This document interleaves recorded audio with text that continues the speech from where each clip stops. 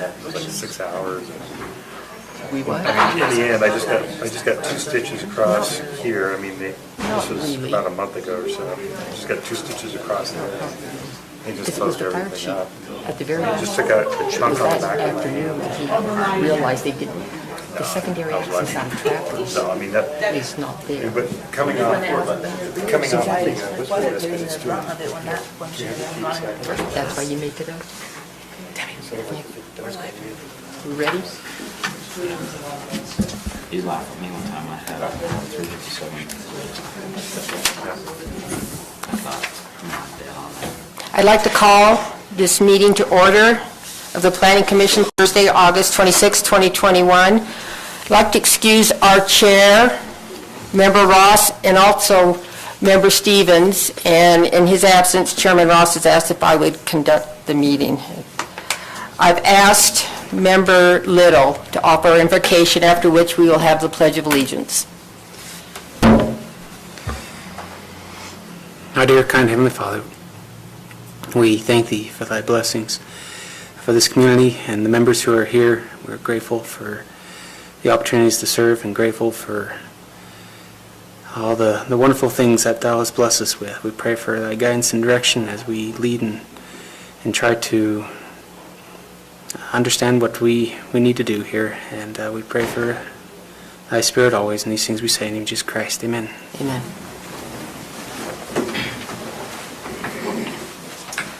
I pledge allegiance to the flag of the United States of America and to the republic for which it stands, one nation, under God, indivisible, with liberty and justice for all.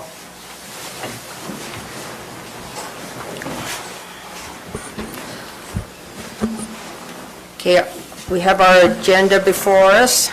Do I have a motion to approve? So moved. I have a motion by Member Bass I second. and a second by Member Mayerly. All in favor? Aye. Any opposed? Okay.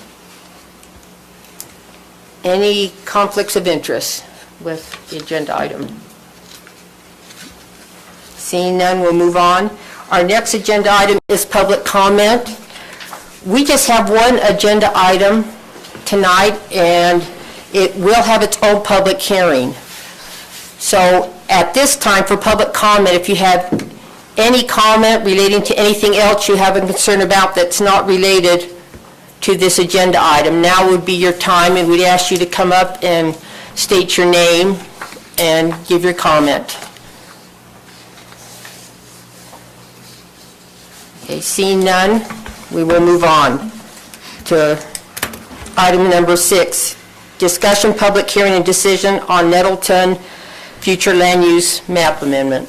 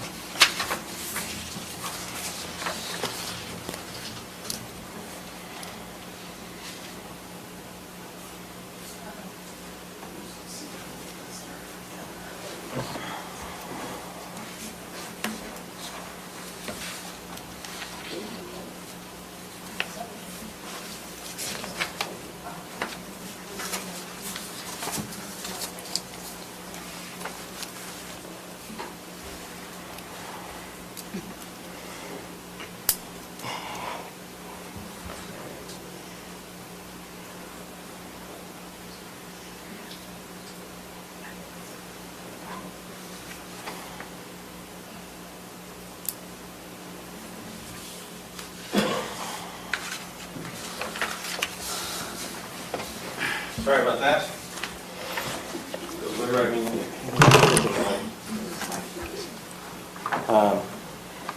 This is, I'm Lance Evans, Planning Director.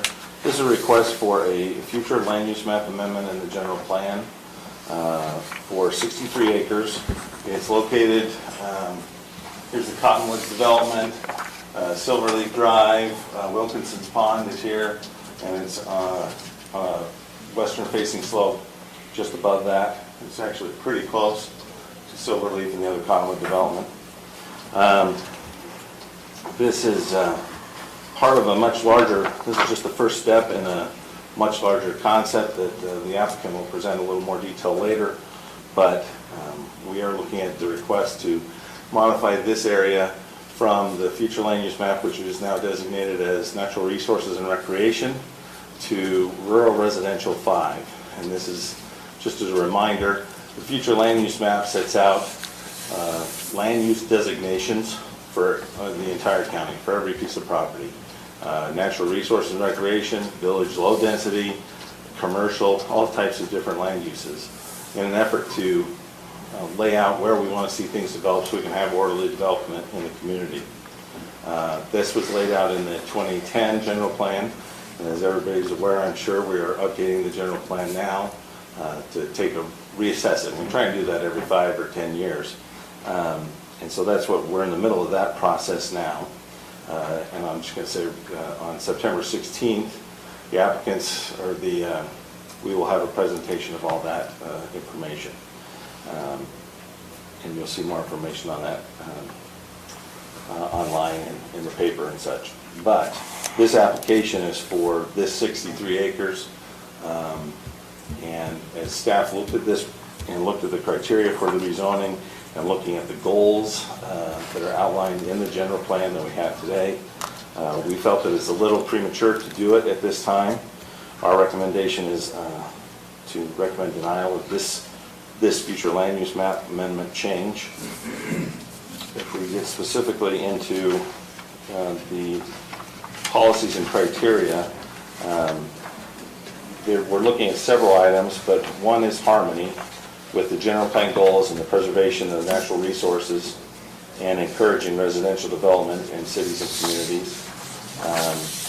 So we're trying to preserve those natural resources. We're trying to control the development, not see it spread throughout the entire county. And we thought that this level of density at this location would do the opposite of that, and don't feel that it is in harmony. The adjacent properties are, there's a lot of open space on the areas, but to add a 5-acre potential for 5-acre lots in this area on this slope would be significant impact and change to the character of the neighborhood or the area.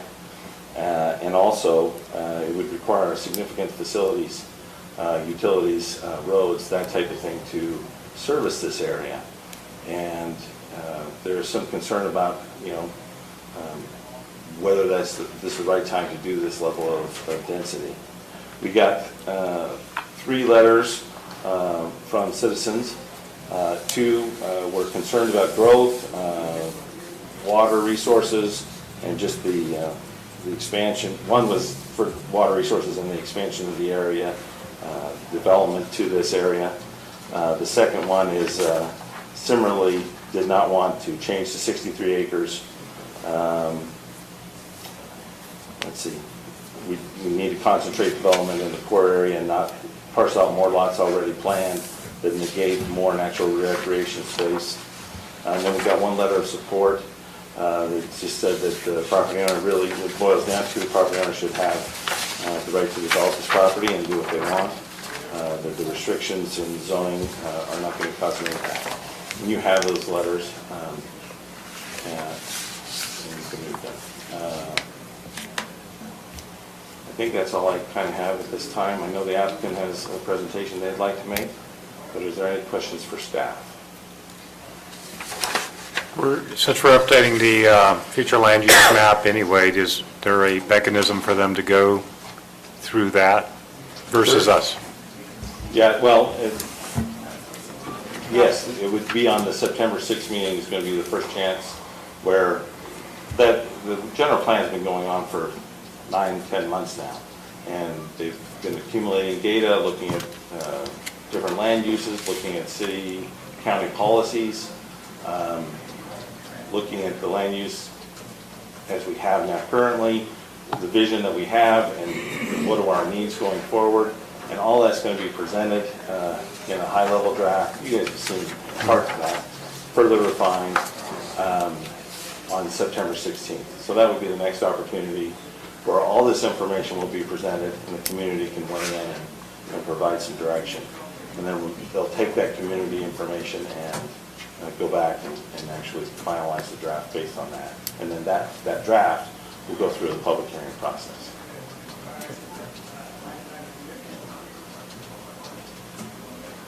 Okay, any other questions for staff? Okay, we'll invite the applicant up. And please state your name for the record. So my name is Heidi Nettleton. I'm one of the owners of the land, and I'm here representing all the family members. I have quite some family members here. If you guys want to stand up, just so they can see, rather than having everybody. So we're actually, we're in ownership with 25 family members, spanning 2 generations. The land has been owned by our family for more than 90 years. And we've been good stewards of the land and good neighbors to those around us for all those years. We're here today and have submitted the FLUMA request to secure some potential building sites for the family. So we own a total of 2,050 acres that, actually, if the other map's down. Can you go back to So you do want that one actually. that one's actually okay? You do want that one. Not that one? Yeah. So we own just a little over 2,000 acres that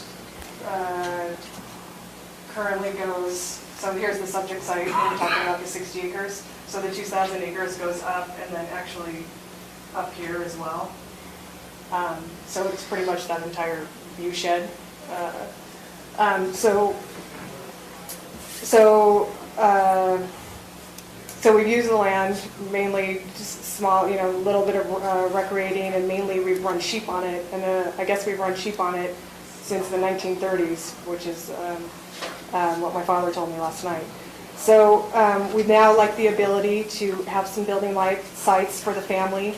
And we've identified this 63 acres here in question, and we've done some due diligence in regards to some minimal engineering as far as slopes and landslides, and in regard to the adjacent land uses, access, elevation, the landslide areas, and we've taken into account our neighbors and the overall view shed. We have a couple of the neighbors here willing to speak on our behalf, and we've been good neighbors to and with them. And this 63-acre parcel is only 3% of our entire acreage. So we're asking for a very small amount of space that we can do something with.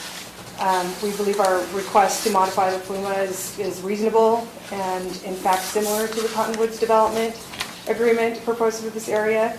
Again, this is only 3%, so 97% remains the natural resources and preserves the view shed and the watershed area, which I do believe that is in harmony with what you're trying to do and to limit the spread up here.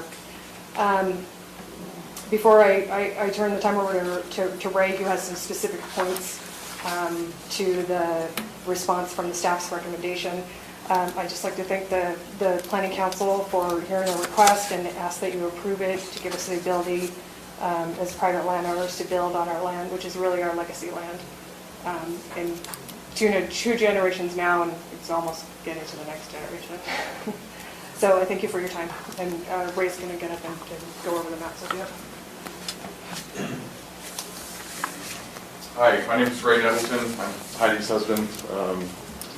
I'm just really glad that full parking lot wasn't here in this meeting right now. So anyway, yeah, just a couple things. For the record, we received the staff report only 48 hours ago. We submitted our paperwork on August 3rd, and frankly, we're surprised by the recommendation to deny.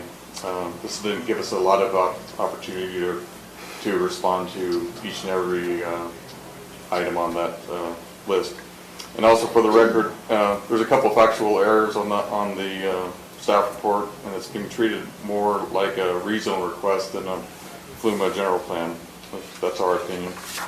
So on page 2, it says the current zoning is R1 and RR20.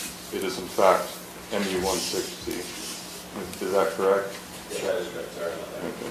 And also on page 2, the general plan designation is not rural residential 1, and agricultural is natural resource. Is that also? That is correct, yeah. Okay. All right, next I'd like to address each of the 3 findings in the report. So the quote is that the proposed amendment is not in harmony with the general plan goals for preservation of natural resources or the encouragement of residential development in city and community centers. So we have this, I'll just kind of do a little bit of an overview. The legend here, you can't see it, but, and of course the colors are just screwed up too. But normally you would see a dark green and then kind of cascades to this magenta. So the dark green is very flat, developable land, you know, as you see through, you know, much of the cottonwoods.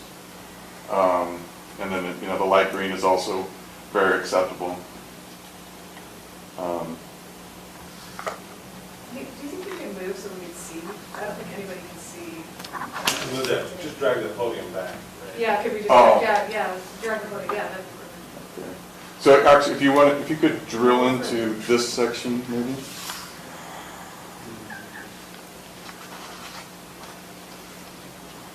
Well, okay, actually, hold on for a second. So as Heidi said, over 97% of our land will remain in natural resources. Beyond this request, there's absolutely no other potential. We're not going to be coming back and nickel and diming and asking for more. You know, this area here, those are kind of historical landslides. You know, we would have to avoid those areas. And again, the darker colors here are steep. Most of this is steep, beautiful country, but you know, there's some areas up here, but there's absolutely no way to get to them. So we won't be coming back and asking for more if this is kind of a one-time deal. The second point is the MU 160 zone actually discourages residential development in cities and community centers. In theory, we could still put 5 residential lots on the southwest corner currently zoned as the MU 160 right here. So we could kind of spread those out if we really wanted to. By approving this FLUMA amendment, it is possible to reduce the roads and resulting impact by placing our family sites closer together. And I'll kind of show you that a little bit later. So finding 2, the proposed ranch residential 5 density is not consistent with the character of the adjacent property. Can you pull up the Google Maps?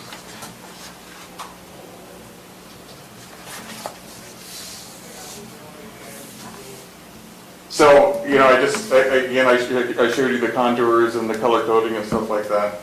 You know, this is the Google satellite overview, and it kind of shows, you know, what our neighbors have done, you know, as far as what's being farmed. This is very flat. This property looks exactly the same here, except it hasn't really been farmed recently.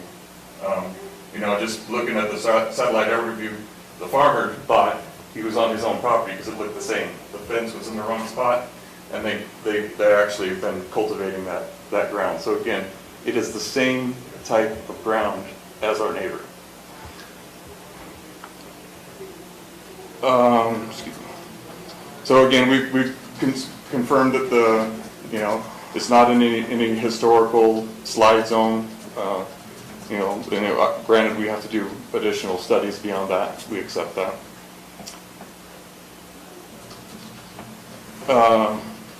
And you know, just we're under the opinion that 10 years ago this was miscategorized, and we're asking for correction to that now.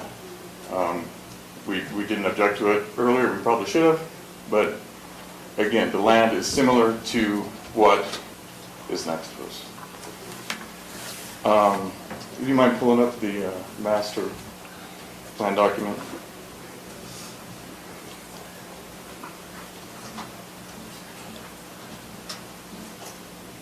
Yeah, kind of more focused on the bottom.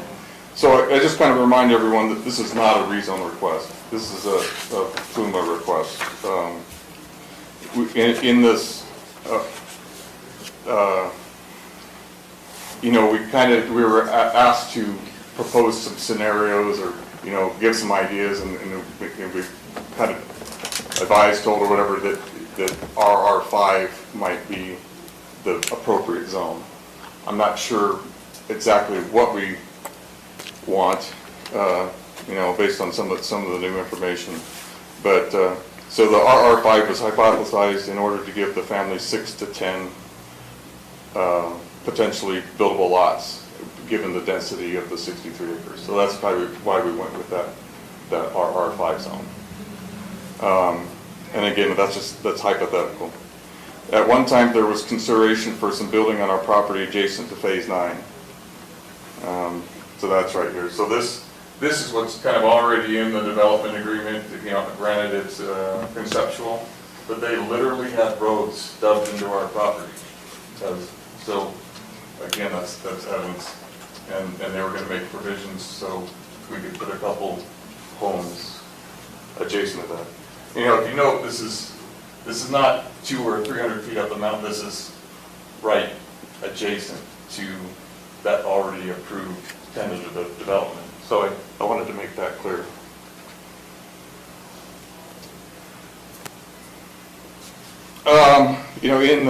In the document, it talks about,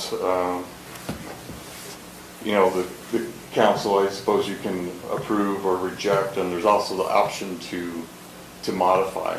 And, I'm a development rookie. I don't do this every day. So, if we've done something or that with a little tweak, you guys can accept it. Lance, we would encourage your input. If you wouldn't mind bouncing back to the color map.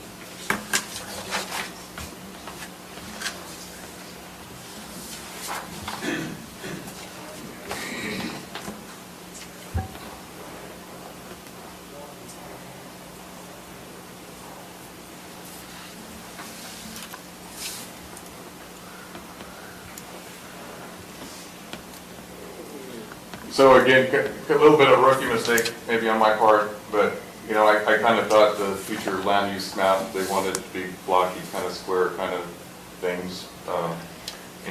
There's certain areas here, there's a draw here, we'd be willing to exclude. And this steep and slidey area doesn't really do us any good. So, if that would make you a little bit more comfortable, we'd be willing to, sit down and discuss it so it's more acceptable. So, sorry to bounce back. Let me see, here we go.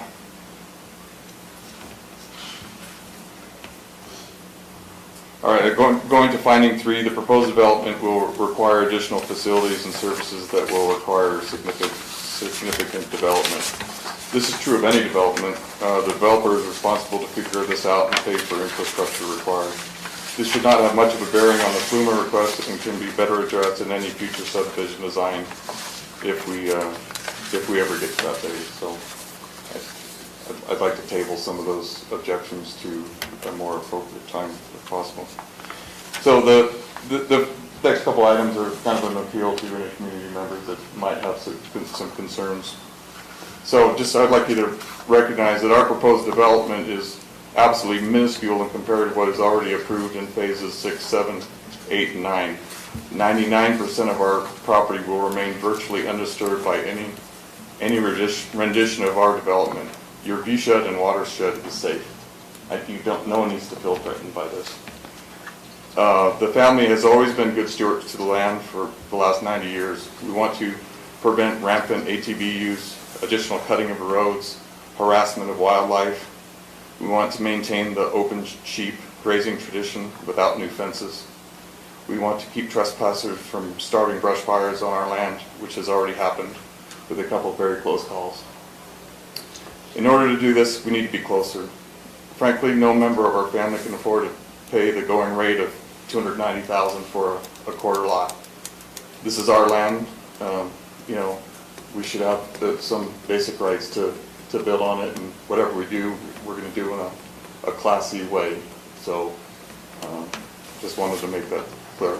You know, we have a letter from Chad Edgington. He's been our tenant sheep farmer for the last 20 years, and we have absolutely no intention of changing that. That's a really pretty thing if you go up there and you watch the shepherds, you know, herding the sheep around and the dogs working and stuff.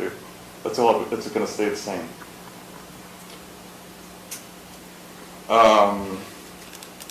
So by approving this request or a slightly revised request, the Planning Council is not guaranteeing any development rights. There would still need to be a rezone of the same area and then the subdivision design development phase.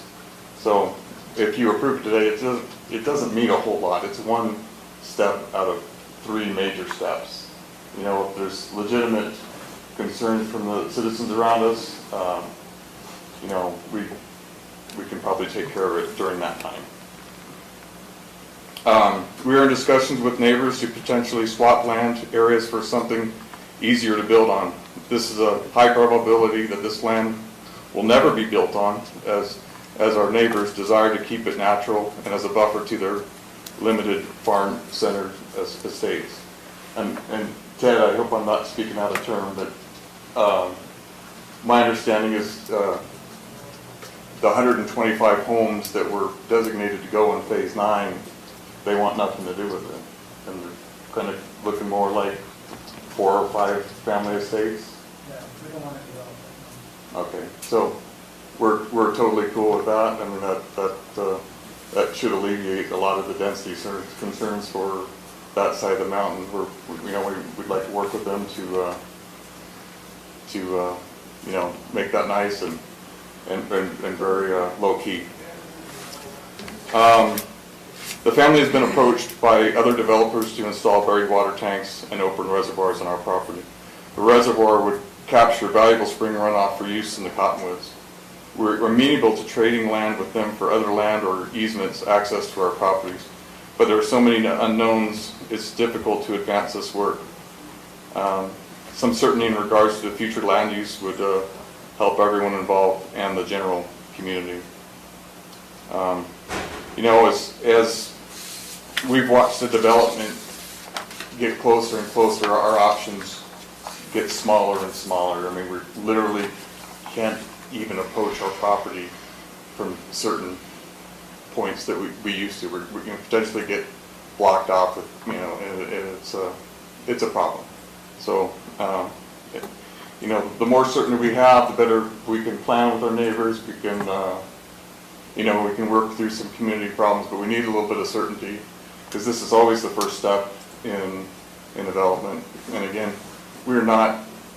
this is not huge. You know, we said 6 to 10 lots in that general vicinity. Again, we might trade Mr. Taylor for, and you know, put those elsewhere. But we'd like the ability to police our own borders, and frankly, several of us would love to build our dream homes on that property. So that's all I really have. You guys have any questions for me or Heidi or anyone here? You have to turn and field. Anyone have, I Member just Wilson? I had one question for you, Ray.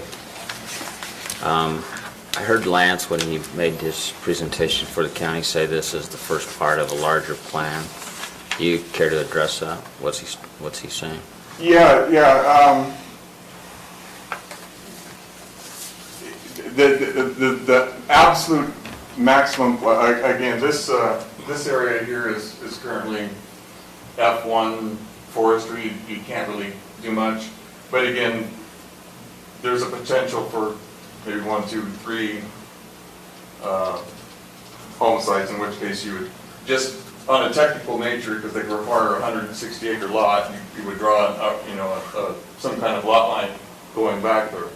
But the way we would manage it as a family, they might have a lot line, but it would be, we were not going to fence it off. It would not be allowed by our covenants for any family member or whatever. So again, that land is going to be the same. It's going to look the same regardless if there's, one or two home sites right in the periphery. And again, the way the urban fire stuff, you cannot have any home site greater than 1,000 feet from a public road. So it basically, from the center line of a public road, that you start to measure. So we're not going to go deep or up the hill. We just can't. It's not safe. It's uneconomical. It's there's lots of reasons. So you don't have to worry about shiny houses up on the hill.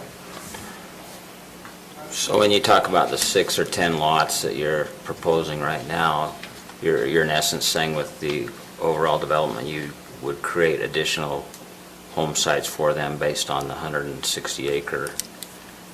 Potentially, frankly, some of those sites that we've kind of identified are pretty marginal. They're not the prettiest area. Just because you can doesn't mean you should.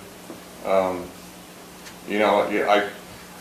think what's in the packet is, would be an absolute worst case. And again, I would pretty much eliminate several of those right off the bat because they're just not a pretty home site. But it is a potential.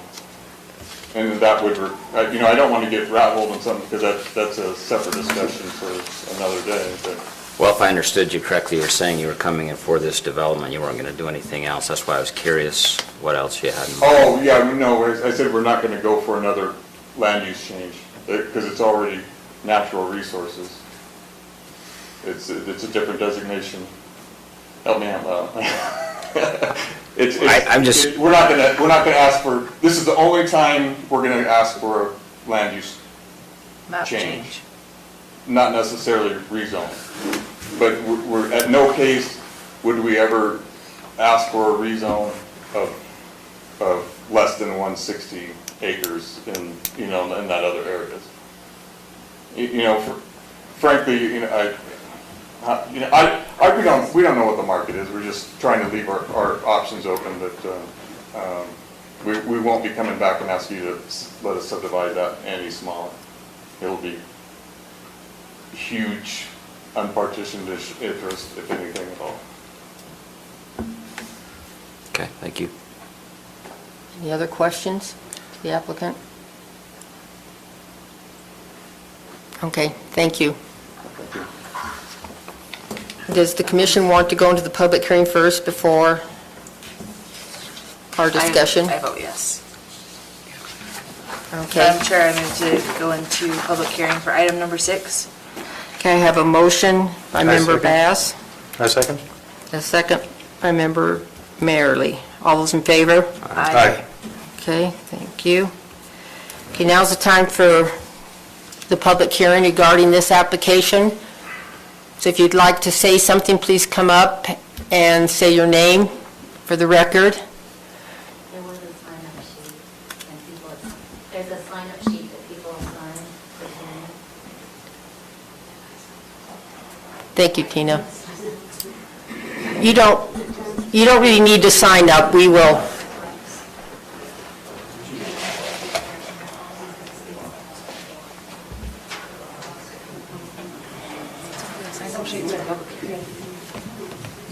Is it sign-up sheet or roll or both? Well, there's a roll, but I think Okay, usually we don't go by the sign sheet. yeah. Well, Heidi's already, and Ray, you've already talked. We weren't sure if we had to sign it or No. Yeah, we just covered everything. We have an Alicia? Oh, okay, your family? Okay, and Tina. There were other people. Thank you.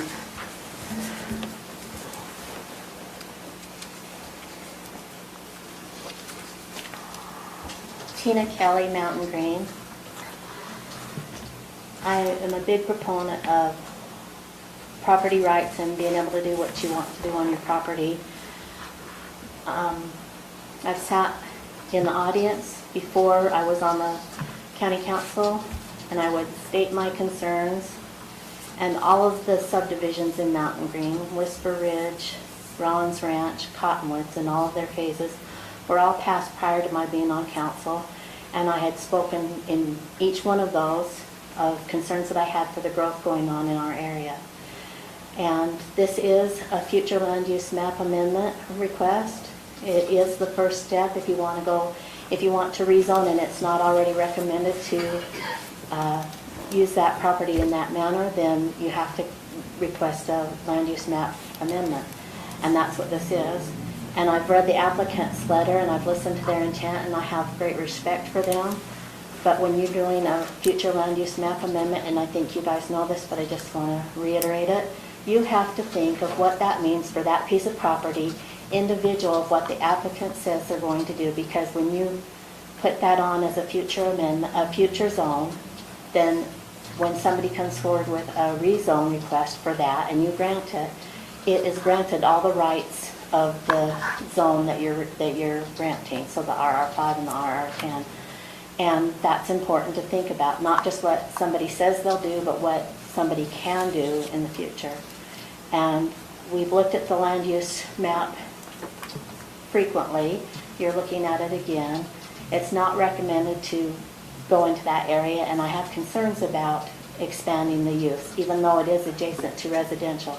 All the concerns I had then that have created problems along the way for the community, lack of water, I read about septic tanks, and those will all come at that rezone request, but those are things that concern me. We already are dealing with the issues of the rezones that were passed prior to 2006. And the town center has had one rezone since then, and that made sense because it was the town center and it was a property that brings economic development possibilities to the county for tax purposes. So all I'm saying is consider this deeply with the uses that are potentially there, not what somebody says that they'll put there, the potential uses down the road, and whether or not those are good uses for the community and the property. And I say this respectfully to the applicant, I don't disrespect your rights, but those rights are the rights that you acquired the property with. Thank you. Anybody else? Thank you. My name is Ciara Oxier. I don't actually know the Nettletons, but I'm a resident of the Cottonwoods and just recently moved here probably like a year ago. And I've seen the sign up as I've been walking by, and I was kind of curious just to see what it was all about, so I decided to come check it out. But after hearing all of this, I kind of wanted to speak in support of this. I think also listening to the planning commissioner, I'm not sure if that's your title or not. Wasn't planner. Okay. So one of the things that you mentioned was that, a lot of this is open space and we get to, enjoy it and around here, but it's not like we can use their property right now. So it wouldn't change, I don't think, for any of us who live there. And talking about wanting to keep, I don't know, the view shed, is that what it's called?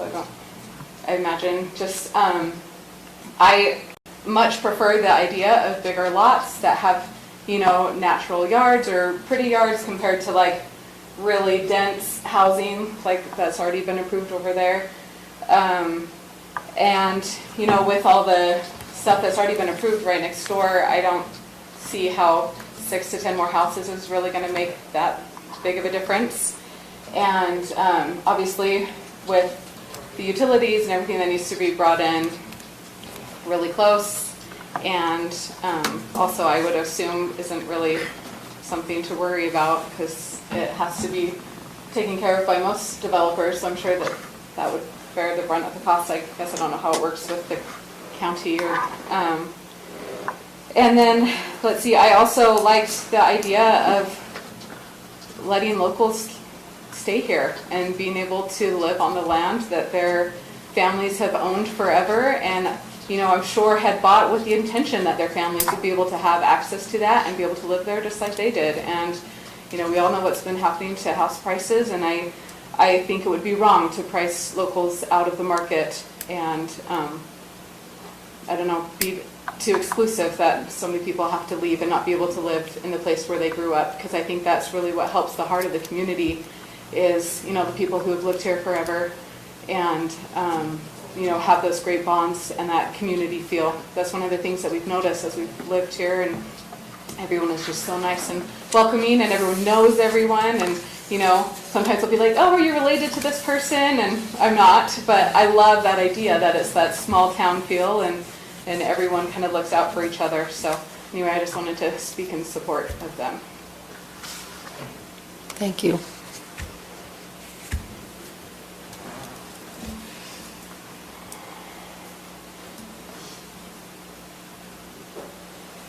Sorry.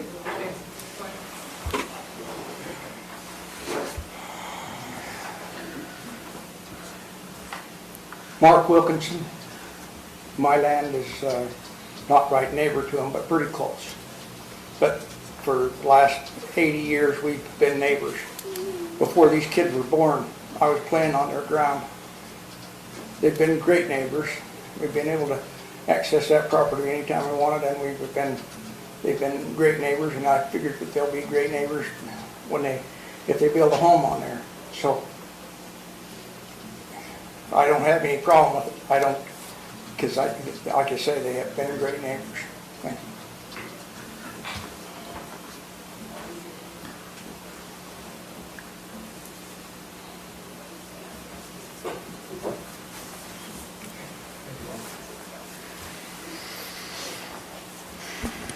Anyone else? If I may talk to a couple of the points that, you brought up. So again. No, not now. Oh, sorry. Or is that a rookie? Public have any more comments? I move we go out of public hearing. Okay, motion to go out by Member Bass. Do I have a second? Second it. Second by Member Little. All those in favor? Aye. Any opposed? Okay.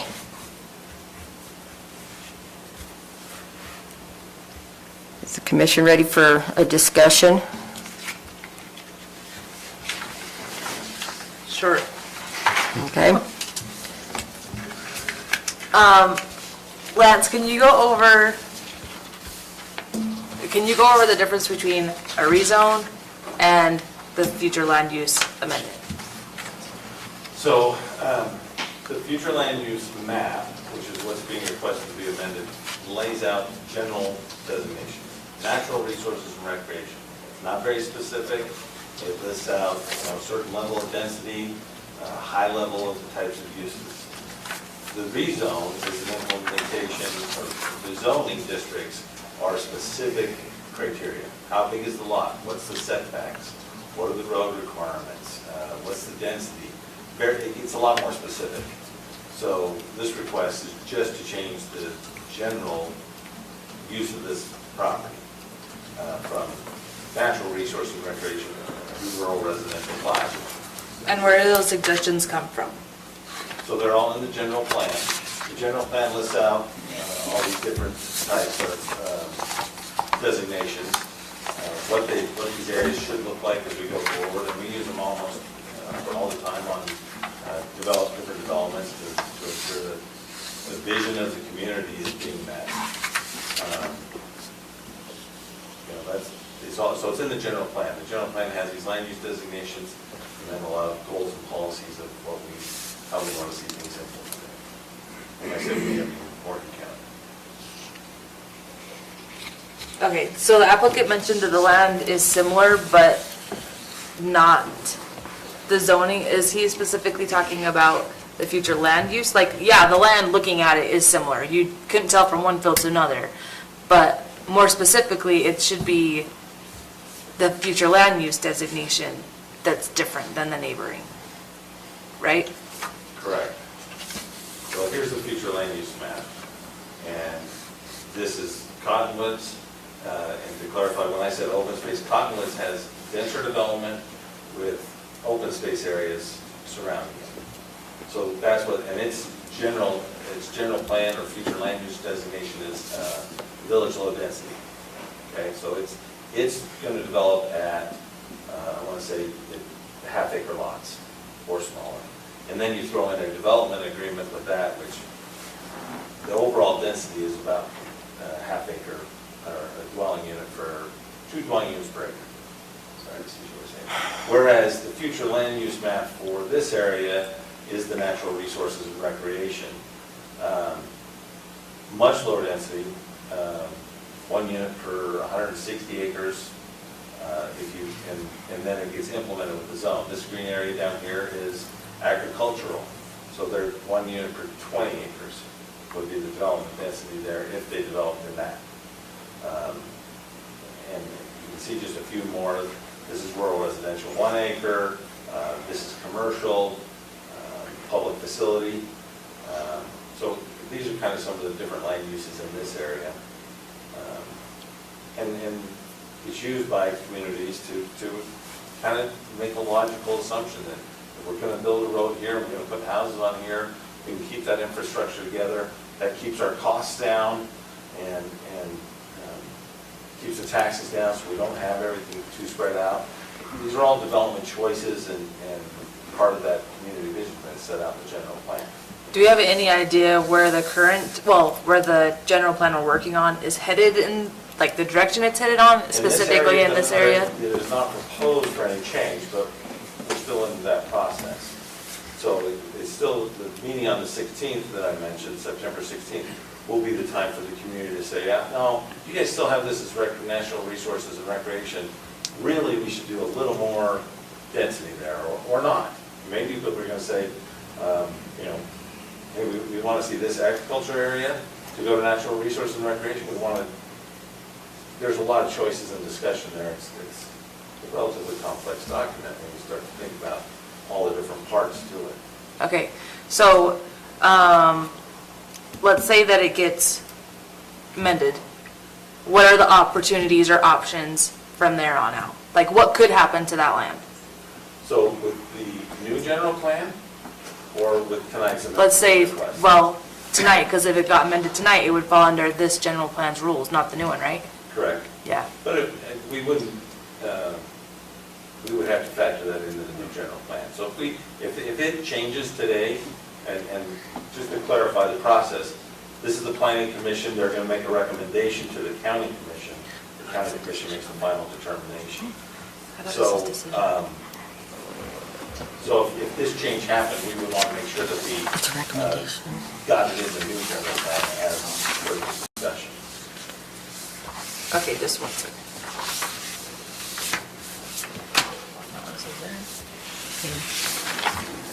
Our decision will be whether to recommend or not. Okay.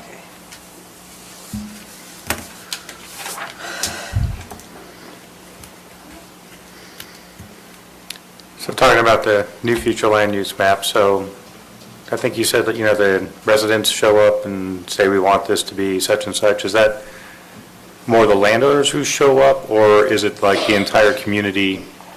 And it's actually probably outside the purview of a future land use amendment, but I mean, I've had other people ask this question too, so. Yeah, no, we are looking at everything with the new general plan. Are we going in the right direction based on the population changes that are happening, the demographic changes that are happening? Where do we want to go as a community in 20 years? That's what the general plan is getting at. What do we want to see change? What do we want to see not change? And we've had a public process where we've had several online opportunities to do it, to weigh in and give feedback. We have a consultant firm that's doing it, and they are, they did focus groups with numerous property owners, different entities, the school district, that type of thing. And then they also did a survey to the community to get an opportunity to weigh in. And they're taking all that information and saying, based on everything we're hearing, based on this plan that you have now, it's important to point out, based on the area plans that are in the appendix of this plan, based on all this that's going on and the population changes, this is this is our recommendation to you guys, and that's what we're gonna look at on the 16th. And that's the time for the community to weigh in and say, all right, that's wrong, that's close, but really I'd rather see it here. It'll be an opportunity for discussion. Ultimately, they'll hear it out. It's not gonna be a, well, I want it changed, and it's gonna change. They'll then weigh all those comments. There'll be a lot that are conflicting. And then it'll come to you guys for a recommendation to the county commission, who will adopt a new general plan. And hopefully that'll happen before the end of the year. So, that answers your question. So it is fully community-driven and expert-driven, but it's not solely driven by landowner requests, correct? Okay. Yeah. But you own the property. In a lot of places outside of Utah and outside of Morgan County, property rights, yeah, they're important, but, here, Morgan County is very property rights oriented, and it's an important part of that. And I do believe the general plan is looking at putting in the flexible subdivision for the clustering. And this landowner would be an ideal candidate to be able to utilize the clustering option, where you could take the density that it has on the property that it is entitled to, cluster those homes down, and they probably get the same effect as what they're trying to do now. But if you just had the flexible tools to allow them to do that. And I know the general plan there's been discussions and the need for that flexible subdivision maybe to come back. So as we discussed, that would actually help minimize like road impact. There'd be less roads to maintain. Correct. Because the houses would be closer together.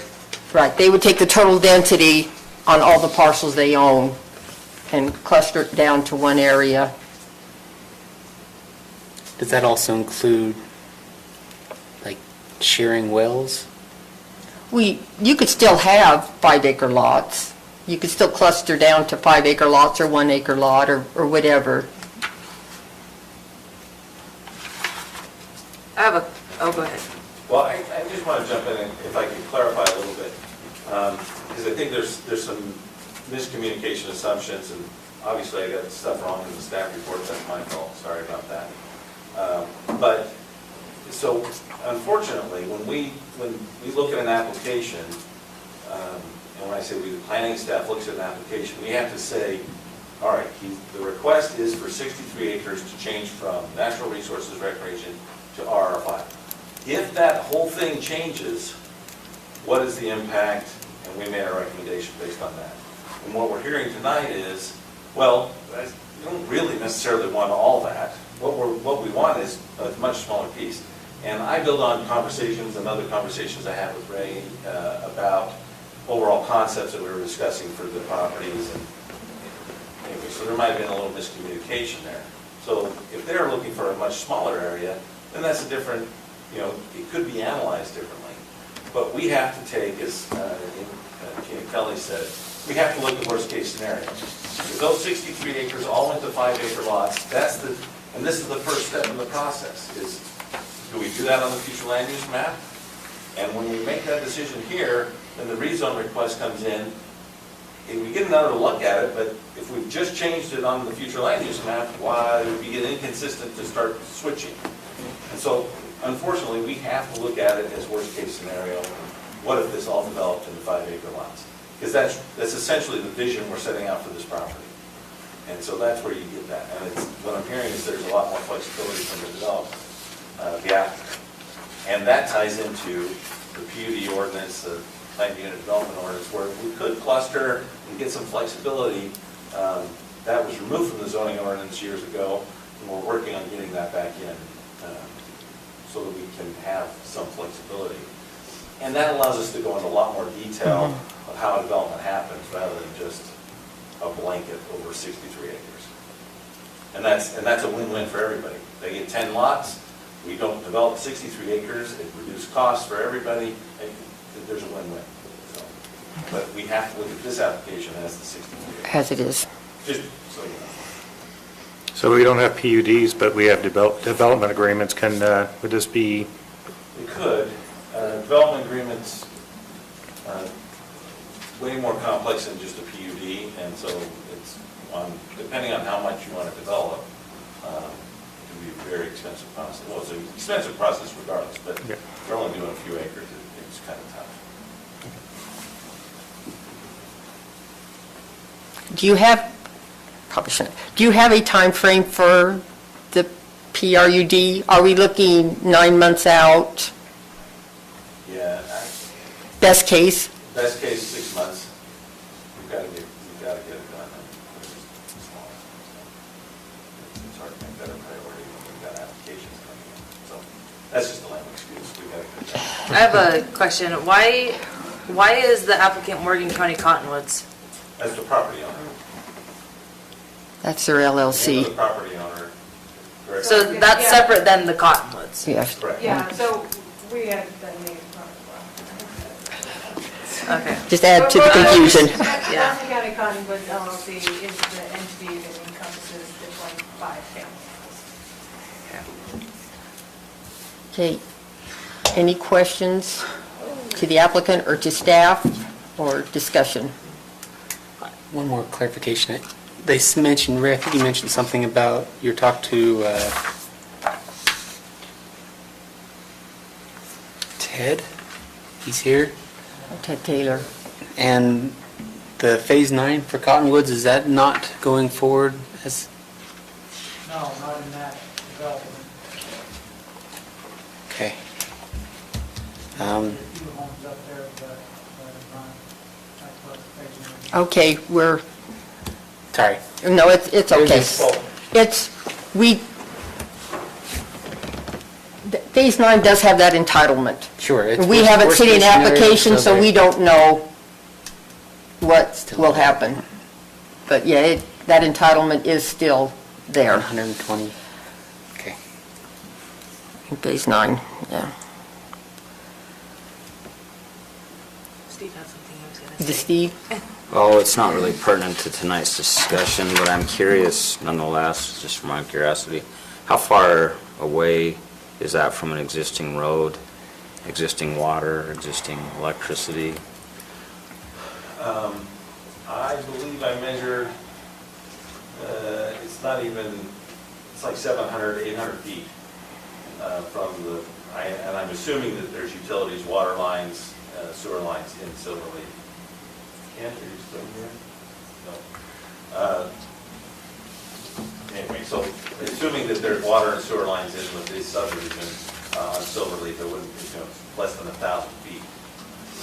The height of it's like 2,000 feet, isn't it? I mean, it's like, if I looked at the I don't think it climbs dimensions. that much between Silverleaf and the property. Yeah, so if you're looking at the height of the site, it's like 2,000 something feet, so you can see how close it is to that road. It's fairly close to if the utilities are running along the road. Assuming utilities are here or here, it's not very far, less than 4 miles.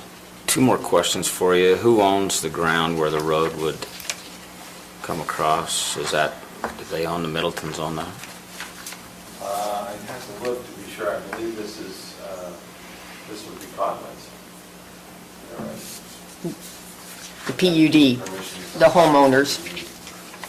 And I didn't notice until just now, but it looks like it's in the airport overlay zone. It is, but so is all Cottonwoods. Another 10 people saying that, I don't like those planes flying over And there. they're over here, so everything's, Or I love those planes flying you over got there. 5 houses. Either way. Mm-hmm. Okay, so where I'm sitting is when we consider the worst-case scenario after amending the future land use map and the current land use map how it is, the proposed application does not meet what our land use map is right now.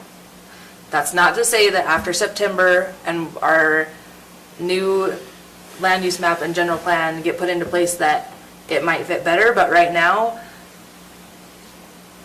according to our maps, it does not fit. So,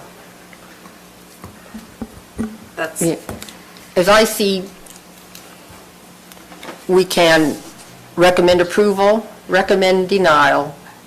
There's also the possibility of a postponement while the general plan is being worked on and updated, and maybe the PRD ordinance that could benefit this application, if the applicant so chooses. You wouldn't be able to postpone it for 6 months, though, could you? If you guys postponed it, yeah, we could, actually. If, Yeah. 'cause if we I didn't. guess, is that a question for the applicant if they want Right, that to be an because if we option? deny, if we recommend denial and the county commission denies, they will have to pay to make another They'll have to start over application. again. Right. Postponement keeps, Keeps it alive. Keeps it alive. the application alive. That's true. And maybe in 3 months, we would know a lot more information about, the future general plan and discussions could be had there. Could get more clarity on what's being proposed and get it a little more focused and sharpen that, so to speak. Well, and where you had said that there is a win-win somewhere, it's just not right now. Well, but right now, we don't have the tools either. Yeah. we don't have the So tools. Yeah. that's So wait part for of the problem. tools to get the win-win. Well, if that's, with that discussion, I guess I would propose that we postpone it. Recommend. Instead of yeah. just, Do we want to ask the So we- applicant if that would be? Maybe the applicant, Ray, would you like to come up? Yeah, Come up and- listed a couple, just items. But there's not really an order of report that I wrote them down. I heard septic tanks being a concern. So if we cluster and it works out with sewer, we would gladly tie in. If we got one lot, 1,000 feet away from anything else, a septic tank is good. Septic tanks, the benefit of the septic tank is you put water in a septic tank and it recharges the aquifer. If you put water in the sewer, it goes to the Weaver River and you don't have the secondary use of it. So septic tanks are not always bad. Again, I want to reiterate our willingness and desire to revise and tweak it at your worst case scenario. And there's a couple areas we could easily strike from there, and that would, that kind of minimizes the risk for what you might potentially approve. Also, I'm sorry, we're a little bit rookies. The RR5/R10, if there's a better land use that would allow us to do those 6 to 10 lots in a cluster, we would love that. It's very confusing for us, and I apologize. So, the family's owned the land since 1930. None of this planning business happened. I really applaud what you guys do and consider, and it's hard. I just really believe that this little piece was just miscategorized 10 years ago. It was just it's a small piece. You guys nailed it for the rest of the site. It looks great. We're on board with it. But this little piece, I just think it was overlooked, and we really don't want to wait 6 months. We've got some very difficult negotiations with the brand names. Well, Mr. Ruland Gardner is making our life very difficult, and some certainty. Oh, okay. Shh.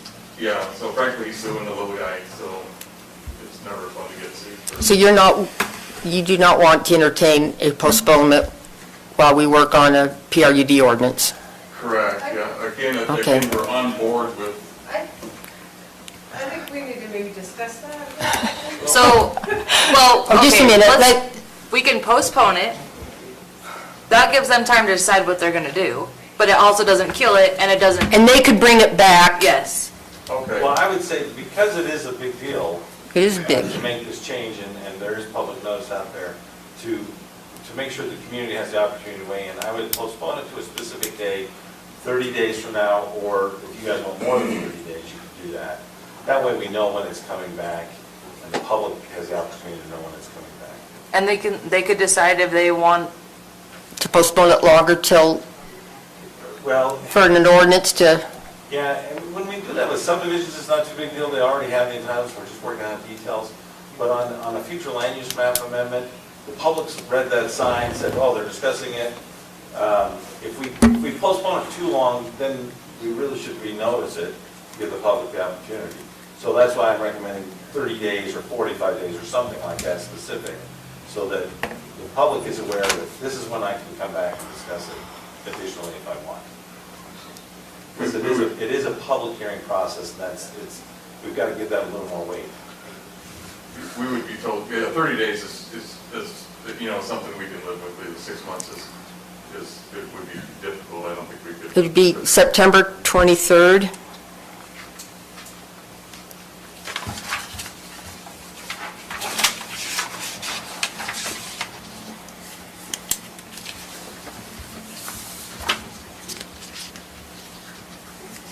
And that would give the family a chance to put their heads together and be on the same page. See what we're gonna go to next, yeah. Yep.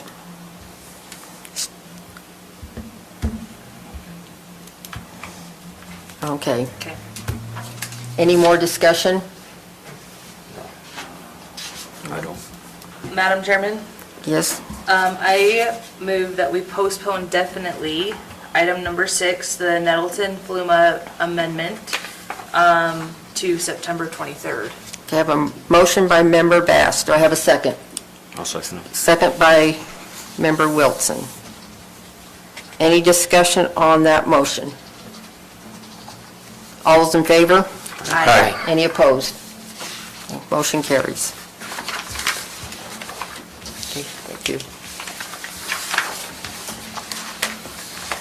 Next on the agenda is the Planning Commission training work session, and you're all welcome to watch us be trained. A little late for your application, but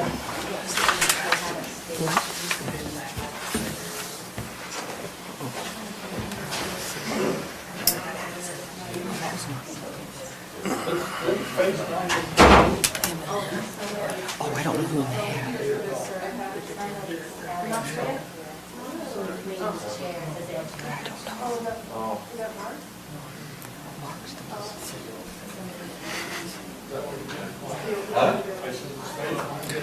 So we're going back to the future with PRUDs now. Okay. Yes.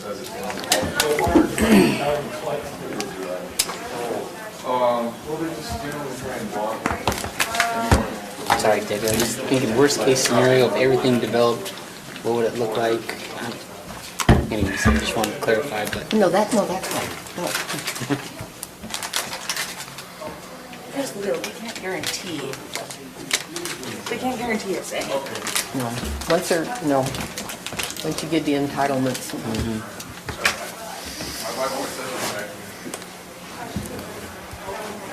The other issue is whatever you No, do the- for them, you hope they Well- want to do it for everyone else.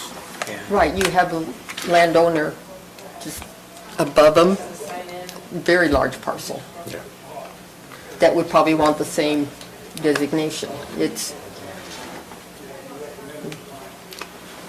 But, yeah, I think they'd be able to accomplish what they need to with that flexible with the PRUD, the same amount of homes they want. I mean, they could put one cabin per 100 acres, and if they cut it up just right, they could achieve the exact same thing, because they could put 20 homes in there if they just have the exact right flag lot. Yep, exactly, well, yeah. And that- we yeah, don't, we that's don't a- want- we don't want to push people into flag lots well, either. Golden Hills, there was a proportion, right? I mean, it was, Yeah, we don't want that, no. That's, Hey, there are other tools in the quiver, yes. so I think it's arrows in the quiver. Yeah, rather than arrows, tools. yeah, But tools in the toolbox. arrows in the tools and quiver. toolbox, yep. Yeah, and it's a total of 8 minutes, so. Oh, 8 minutes? And the one that wanted it or needs it is not here. Oh, trust me, he's gonna have to do double the training. 16 I minutes. decided that's your penalty. Okay, You're not here for training, you have to do double time. we have it at our next meeting and he does it by himself. Yeah, there we go. We watch. The agenda hasn't been posted for the why are next they meeting, getting so we'll sued? get to that. What? Why you, I don't know. You know, I was kind of on board, a little bit, until Steve said, well, I heard that you were talking to him about the There's next something you phase. could have, this isn't one. You just said you were only gonna do Definitely this not one one. thing. Okay. just- Way off the reservation. Yeah, okay. See, I had a piece of toast in Rawlins, Wyoming, and I got this rash from a piece of toast. A piece of toast. A piece of toast. Should stop. Probably barley. I'm allergic to barley, oats, penicillin, cow dairy, not beef, that'd kill me. Yeah. Felt. what's it? Felt? So like if you're wearing, yeah, like, you know. I'm felt. allergic to polyester, so, Huh? What is felt made out of? I don't know. But if I get it on my skin, I get Isn't it these wool? rashes. wool, It true totally- felt's wool, but I'm allergic to anything. So are you allergic to sheep then if you're? Sheep milk is fine, and so is goat milk, and camel milk is fine. And if you ever want like the grossest, Acrylic or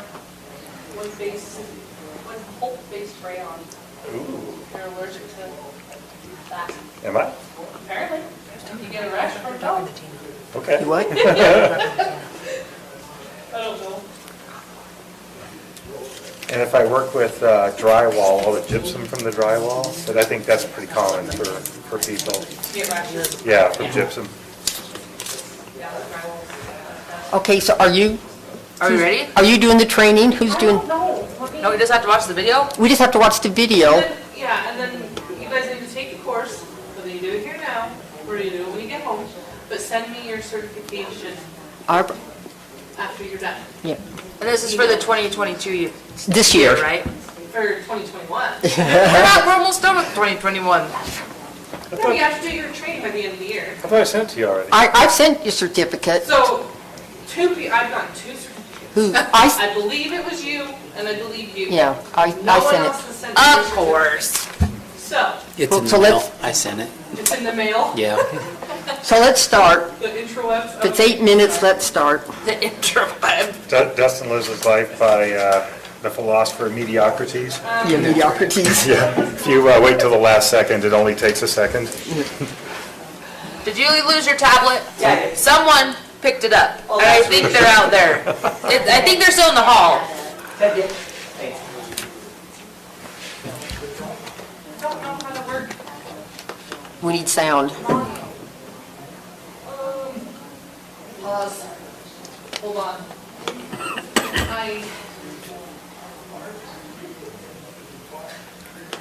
See, I can give this training, I've done it so many times. This is the Open Public Meetings Act of Utah from 1947, as amended in 2019. Oh, sounds like Chris is giving us our. I don't know what years they Are were you passed gonna do by. audio then, Chris? Huh? You gonna do the audio for us? Sure. There's a satellite up there It's for only no 8 minutes apparent worth. reason. Here comes We the used, tech guy. Volume. Stock so they can graphics. hear it. You can turn the speaker on. This speaker? Yeah. Okay. And how do I do that? Well, we Just turn like- the knob, there we you go. will do a lot more than that. Let's see. Here. That's perfect. So what's considered an open and public meeting? Let's start. Is it A little louder. I wasn't sure if that was the volume that goes or not. Can it turn up more? More? Turn So it, what's the Open and Public Meetings Act? It's the state law that ensures government actions and deliberations are openly conducted. Before we continue, keep in mind that this video is an overview, and exceptions may exist based on your entity type. So what's considered an open and public meeting? It's when a governing body majority meets to discuss or act upon government business. It includes the meetings sometimes referred to as workshops or executive sessions. Regular meetings, public hearings, electronic meetings, and emergency meetings are all open and public meetings. Open and public meetings don't include chance or social meetings. A public hearing is a type of open and public meeting where citizens have a reasonable opportunity to speak. Public hearings happen when a government adopts a budget or imposes or increases taxes or fees. An electronic meeting is a type of open and public meeting that's convened electronically, such as via phone or the internet. Remember, the governing body must resolution, rule, or ordinance allowing and governing electronic meetings.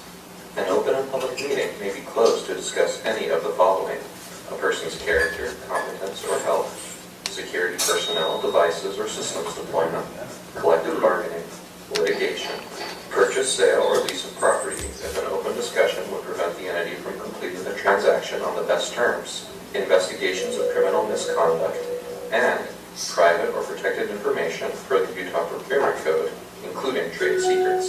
2/3 of the governing body need to vote yes to close a meeting. Quick math lesson. 2 divided by 3 equals 66.7%. Let's say your governing body has 5 members. If 3 out of the 5 members vote yes, that equals 60%, which is not equal to or greater than 66.7%, which means you're 1 member short and instead need 4 out of 5 members to vote yes. During a closed meeting, a governing body can interview someone applying to fill an elected position, discuss filling a midterm vacancy or temporary absence, discuss the character, competence, or health of a person whose name was submitted for consideration to fill a midterm vacancy or temporary absence, or approve any ordinance, resolution, rule, regulation, contract, or appointment. If a closed meeting is discussing a person's character, competence, or health, or security personnel, devices, or systems deployment, no recording or minutes are required. However, the presiding member needs to sign a sworn written statement stating such. If the closed meeting is held for any other reason, a recording must be made. Emergency meetings may be held to discuss an urgent matter due to unforeseen circumstances. In order to hold the meeting, the best notice that's feasible is provided of the time, location, and topics to be considered. An attempt is made to contact all governing body members, and the governing body majority approves the meeting. Entities that hold regular meetings need to provide notice at least annually of the year's meeting schedule. As always, the notice must include date, time, and place. For entities that don't hold regularly scheduled regular meetings, 24 hours notice must be provided. All meetings, whether regularly scheduled in advance over the course of the year or scheduled as needed, must provide no less than 24 hours notice of meeting agendas. If a public hearing is held, public notice requirements change. Make sure to distinguish between regular meeting notice requirements and public hearing notice requirements. For regular meetings, an entity is only required to notify a newspaper and doesn't need to pay to publish a notice. For public hearings, notice must be published in at least one issue of a newspaper. If a newspaper of general circulation isn't available, written notice is posted in 3 public places within the entity's boundaries. Regular meetings require 24 hours notice. Public hearings require 7 days notice. For both regular meetings and public hearings, written notice must be posted at the principal office of the governing body, or, if no such office exists, at the building where the meeting will be held. Governing bodies must also provide notice of open and public meetings on the Public Notice website at publicnotice.utah.gov. By posting on the website and providing the email of the local newspaper, governing bodies can also meet the requirement to notify a newspaper. However, other requirements such as publishing in a newspaper still apply. Typically, posting on the Public Notice website is done by the records officer, recorder, or clerk. However, it's the governing body's responsibility to ensure notice is provided. State Archives has prepared a training manual and quick guide for owners and posters, as well as training videos that can be accessed at their website at archives.utah.gov. If your entity is increasing a fee or undergoing truth and taxation for a property tax increase, be aware that there are additional notice and posting requirements. Public meeting agendas need to include reasonably specified topics to be considered, with each topic listed under a separate agenda item on the meeting agenda. The governing body may not consider a topic in an open meeting that wasn't on the agenda. If a new topic not on the agenda is raised by the public during an open meeting, the governing body may discuss the topic. However, final action may not be taken on the new topic during that meeting. Meeting minutes and an audio recording are required for all open meetings, with limited exceptions. When an open or closed meeting is required to be recorded, it must be unedited and contain all portions of the meeting. Recordings of open meetings must be made available within 3 days. Every entity needs to establish procedures for the governing body's approval of minutes.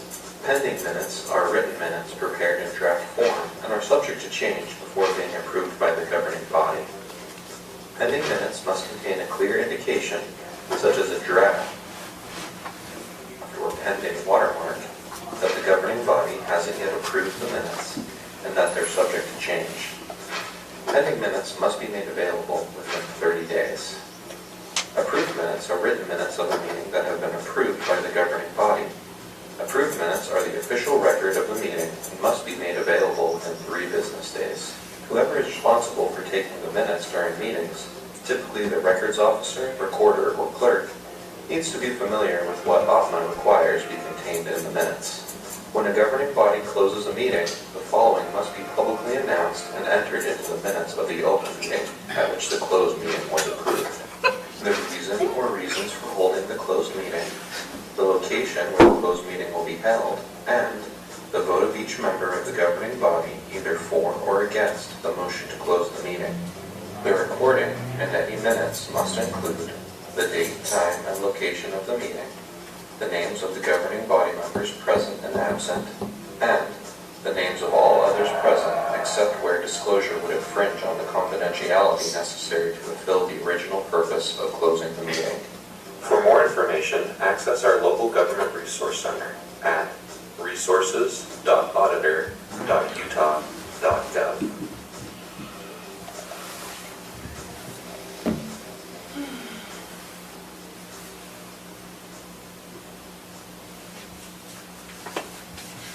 That was so good. Thank you. We're guys educated now. Nominated for 4 Academy Awards.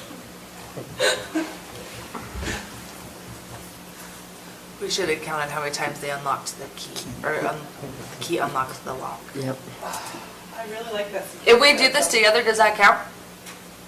We can go for the answers. Don't we have to have our own certification? Oh, Let's take a test for ourselves. Well, let's it's just, not ethics training, I think we can do it as a group. just. All right, let's do it. I'm kidding. Well, no, let's go over the questions. There's only a few questions. Well, you're gonna. That'll help. Cooperate to graduate, Lance. So read it. Okay, first question. A governing body is required to provide a member of the public the opportunity to speak during an open meeting. True or false? True. No. No, you don't have to. A public hearing, but not all public meetings. Public comment. We don't have to have public comment. Oh, we don't? I Nope. thought we did. Do you know who suggested we have public comment and when it was adopted? No, but you do. I did. True or false? I would It say, has to be unanimous vote, true or false? and what was the question again? You're required? No. Is that what it says? Required, yeah. No. Oh, okay. Next question. An audio recording is not required for an open meeting. True or false? False. False. Which of the following is not a justification for closing a meeting? It's not, okay. I can't read those. To discuss. Oh, thank you. No, that's better. A, B, C, or D? I can't read I them. still can't. To interview a To person. discuss the character, competence, or health of an individual, to hold investigative proceedings regarding allegations of criminal misconduct, to interview a person applying to fill an elected position, to discuss pending or reasonably imminent litigation. C.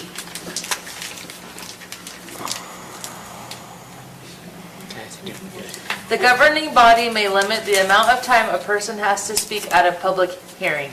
True. False. True. True, can limit? You can, because if you have like 1,000 people that want to talk, you can say, Oh, you oh. only get 30 seconds each. Okay, what does it say? A governing body may Limit the amount of limit the time amount, a person- okay.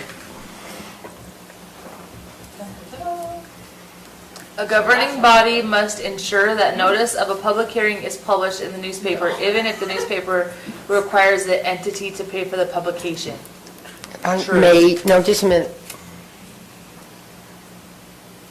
A public hearing, Okay, yes, Yeah. public hearings have to, well, the law has changed. It's but changed. They need to update this. According to the video, they answered. Yes. True.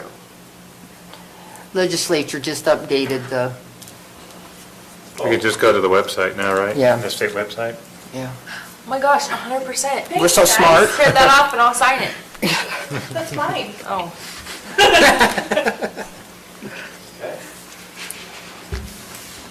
All done. Sorry. And you already sent the link to do the certificate thing? What? You already Me. sent the link to do the certificate? Me. Okay. I have a question. Are we done with training? We're on to staff and business. Okay, I have a question. I am wondering why not we, I was not here, but why Frontier Estates was denied. Like, why did we not catch, so this thing has come back to us and come back and come back. Why did we not catch, why are we just hearing from the fire chief now, I guess, is part of my question. We had made a determination in 2018 that short entrance of 160 feet from the from Trappers Loop in was not a problem, and that was fine. They did not need a secondary access. The week of the hearing, it was brought to our attention that actually there was a platted emergency access at the corner of Trappers Point, on the southeast corner, and that it was never constructed and not in place. When the fire chief heard that, he said, oh, wait, well, we should have that in place. We should have that in place now. And so he changed his recommendation, and it was based on the fire chief's recommendation that we add that secondary access point in. He subsequently sent me a letter. I don't know what I'm going to do about it. I still have to talk to the county attorney. But he said the planning department on the letter said that secondary access needs to be put in So secondary access for Trappers Point, for Trappers Point. that has nothing to do with Frontier Estates. But he needs a It's- second access, that's the problem. And what sucks for him is he literally found out at 6 PM. It was not, He knew the day before. Oh, did he know the day before? Yeah, but he didn't have time to do anything Why about it. wasn't that an issue the whole time we've been looking at this thing then? The Because- secondary because- access? Because we initially made the determination that small, we didn't know about it. We didn't know it was on that plat, and because it was never constructed. So since 1997, when that plat was approved, we had no idea that there was supposed to be an emergency access, secondary one. I have always operated under the assumption that they approved it with the one access point. And so I said. And it said they put a house in it. no, they just landscaped. They Is it landscaped. landscape? It's between two homes. Yeah, between, Yeah, so who's gonna put that in then? there's a Yes, power that is the pole, question. there's So- a power source. So there's- does he have to put it in for Trappers Point? Like Yeah, what, he's take not that responsible. landscaping out and Frontier Estates needs to get a secondary access. They have other options. They can go out. what are their options? Warner's, To Take go them up up. Warner. Are they gonna let them do that? I don't know. that's, I know they have talked. but I that's- felt like we were on board to pass it. That was the plan for that area that you guys said you couldn't do the extension into the Warner property. That was the intention, was to extend the road into the Warner property. Yes, but we don't know when, and the when is now. Yeah. Or The fire chief said, Trappers Point has to. Trappers Point has to. Before it's take care of that developed. either way. Says who? Says the fire marshal, says the plat. We have a plat that says there's an emergency access. I know, but that hasn't been done. So what happens if they don't do it? he doesn't go forward. Well, he's gonna put his own in, it sounds like. You're talking about Yeah. Trappers Point. Trappers Point. The fire marshal says put it in. They're not gonna put it in. So I said the county attorney about how we're gonna get that in Yeah. place. But if he The put, fire marshal has directed us to get that. but if Kirk Smith puts it in, then they have a secondary access. Then they don't need that other one. Would they let him? They don't want his? No, but It'll through be- Warner, it'll all they be public don't, roads. they don't have it. Yeah, it'll all be public roads at that point. So if he puts in the 10 lots and builds that secondary access through the Warner's, right? Through the Warner's land, they now have secondary access, and it'll all be They public roads benefit at from that Well, point. it, And it only has to be, it doesn't have to be paved permanent, it just has to be an all weather, Has to have the all-weather old 75. temper, So could- until the permanent one goes in. So could Kurt put in the one that's supposed to be in Trappers Point and be done? That would solve his problem. Yeah, But it's, well, he have to, solve his problem, but it wasn't really his problem to begin with. Trappers Point has the problem whether or Yeah. not Frontier's taking Right. it forward or not. That needs to be addressed with Trappers Point. Yeah. So he could do it, but he is planning on going through Warner's, maybe. I don't know what his plans are. He has not told us anything. Why didn't it get put on as a condition? The planning commission did not feel that it was appropriate. It was too significant of an issue. Who developed Fox Point? Fox Point or Trappers? Whichever one that Kirk's wants to go through. Trappers Point. Trappers Point. Trappers Point, parts of So it was the Smith family that developed it, that should have been put in place, in my opinion. It was platted, I remember when it came through, and it was platted, and they discussed it, it just, it never was physically put in. It was there, and then they put stuff over it. Then they landscaped it, the lot owners on either side, and no one said anything. Sorry, that's just hearsay from living in the community. Well, they had the power station there and light poles, it was just like... Yeah, I know, it was The not, gutters, they're all right it was there. not well thought out, but it was there, I remember the discussion. computers and all. Yeah. That transformer could. So is he gonna wait and get it fixed before he goes to county council? I don't know. Right now, we're going to put it on the county commission. Or commission? I'm just saying it for my own sake. not- I know. We're going to put it on the county commission. Let's see, second. Or whatever it is. Seven. Okay, I was just curious. I think I've talked enough about the I general wonder plan. I'll how not the fire start chief another found out lecture on that. You what? But the September 16th is the general plan meeting. What day is it? Gary's not Thursday. here. Thursday, the 16th. So, Thank you. but we do need community input. Tell your friends, come look at this stuff. Is it right? Is it the right direction? If the community doesn't weigh in, it's not as strong a document. By the way, I've had other people ask me, and, I mean, And it's all online. It's all on Yeah. that website. because they want to get their land, in the future land use thing is going from agricultural to, RR or smaller, denser, I guess. That's why it's going to take a while to wait for it. Yeah. And the Yeah, but county, it's September- at 5:30, the county portion's at 5:30, the cities is at 7. Yeah, but that would be September 16th that they showed up to, okay, I'll let them know. And get their input. At the Yep. city council, the city hall. Okay. It's in the city. You doing a careful net on me over here? Okay. Oh, so it's not in here. No, it's in the city chambers, At council 5:30. chambers. Better audio visual because it will be online as well. They got, And it's So we need to They be got there at nice tech. 5:30 on the 16th. Better audio visual. they got real nice tech. Commissioner 20 years ago didn't do their job. They use their COVID money, they have really nice tech. We didn't have any COVID money 20 years ago. We did a few months ago. Not even any H1N1 money. Other than that, I. So when, our meetings are usually the 2nd and 4th? Uh-huh. This- So we're doing the 9th, the 16th for that thing, and the 20th. Yeah, they'll be, Okay. I will say Wasatch Peaks has submitted their preliminary plat for 44 lots. They got their concept approved for 139.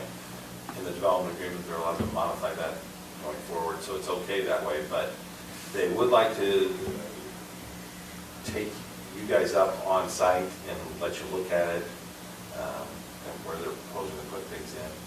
They're currently surveying the lot corners and roads, so there'll be something to look at. But if there's some time, we'll be reaching out to you to try and schedule. one before snow flies, forward. please. What? I said before snow flies, Before snow flies, okay. so we can enjoy the day. It should be really nice up there. Bring your elk tag.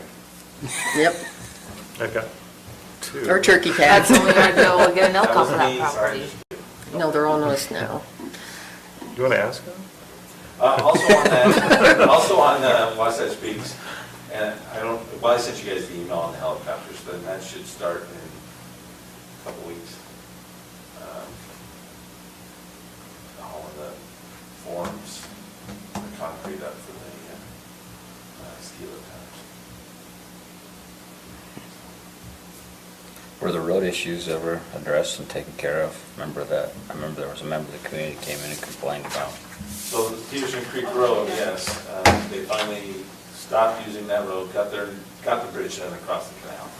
So it's been open for several months. They repaved and did a 2-inch layer on top of the Peterson Creek Road. So I think it's much, much better than it was. Okay. That was a lot of traffic. Yeah.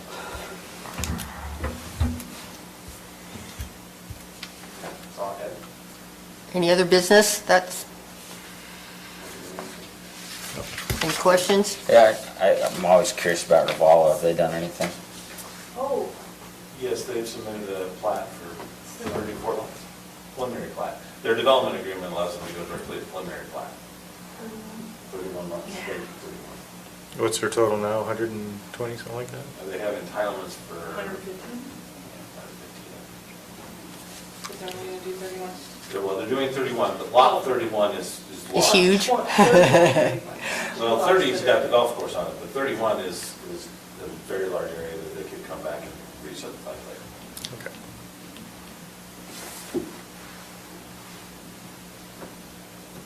Okay, I have one more question then. go ahead. Floyd Hatch's property, is there anything done with that? What's the latest on? I haven't heard anything Up about it. East Canyon? Yeah. Have you ever heard anything? The only thing we know is they're remodeling the existing home that's there. That and the garage. They haven't talked about any more development there? Okay, I was just, thank you. Whose property? It's Floyd Hatch's, remember? Oh, Floyd? yeah. AZH Ranch. If you remember that. Been sold a couple times. Yep. Has was it, just- since he owned it? Oh, it is? I didn't know. That's the one that got me in trouble, and got a law changed in the state legislature. Yep. But She got on the naughty list. okay. We had that. Okay. So if we're ready for approval of the minutes, have corrections been given? Yes. They have. So moved. Okay, I have a motion. Do I have a second? I'll second it. Second by Member Wilson. All in favor? Aye. Okay. So moved. Oh, Second. Aye. all in favor? Aye. I thought you'd jump right in, though.